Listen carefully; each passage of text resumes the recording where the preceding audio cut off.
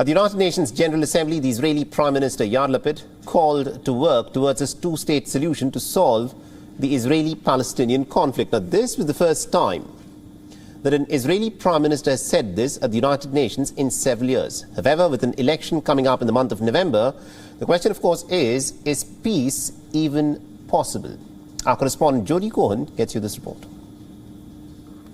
Speaking to Israeli media, Defence Minister Gantz, who believes he's the only candidate who could pull together a coalition, indicated that he doesn't think peace will come soon. Rather than a two-state solution, he's been speaking in recent times about a two-entity situation. Gantz says in the future, Palestinians will have an entity, but not a fully fledged state. He says the two-entity solution is the one where Israel respects Palestinian security and governance, but Israel will be respected for its security needs. Meanwhile, Palestinian National Authority President Mahmoud Abbas set out his strategy at the UNGA, indicating that he will seek to bypass Israel and go to the UN to seek recognition of a Palestinian state.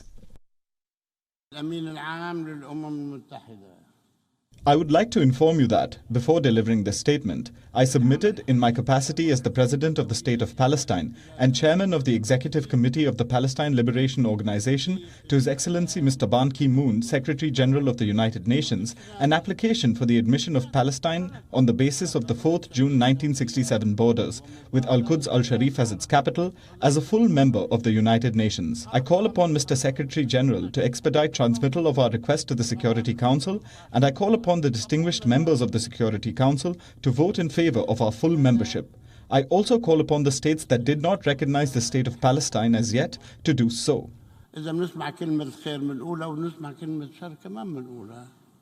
Former PM Netanyahu, who most recently welcomed Trump's peace plan, which involved two states, is now criticizing Lapid for his UNGA speech.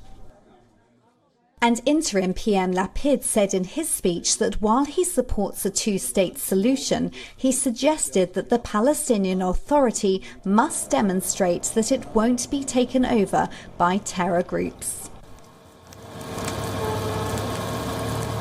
We can build your future together both in Gaza and in the West Bank.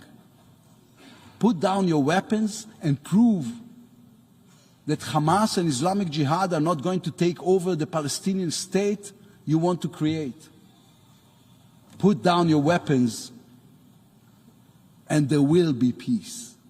So is a new peace process imminent, or as some analysts point out, was Lapid's speech given with an eye on elections and meant to win over the Israeli left, centre-right and Arab parties to a potential future coalition? In the meantime, recent polls suggest a decline in support for the two-state solution among both Palestinians and Israelis. This is Jody Cohen for WION World as One. WION is now available in your country. Download the app now and get all the news on the move.